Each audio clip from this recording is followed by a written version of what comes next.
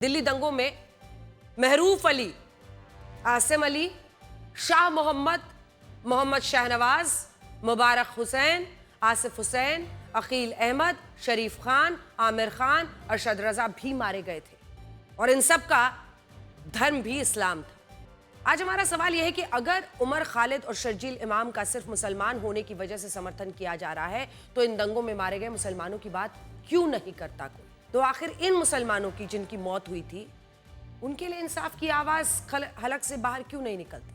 आखिर ऐसा क्यों है कि जिन आरोपियों को हमारी अदालतें जमानत नहीं दे रही हैं उन्हीं आरोपियों का महिमा मंडन होता है, उन्हें जबरदस्ती क्रांतिकारी बनाने की कोशिशें हो रही हैं। एक दिन पहले ही सुप्रीम कोर्ट ने खुद उमर खालिद और शर्जील इमाम की जमानत याचिका को खारिज किया।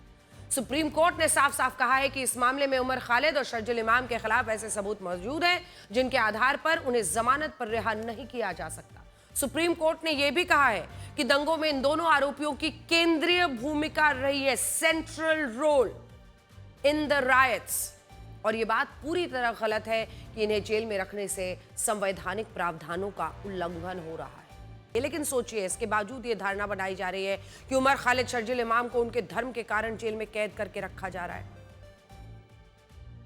हमें यह कहते हुए दुख हो रहा है कि इस देश में दंगाइयों का भी एक फैन क्लब है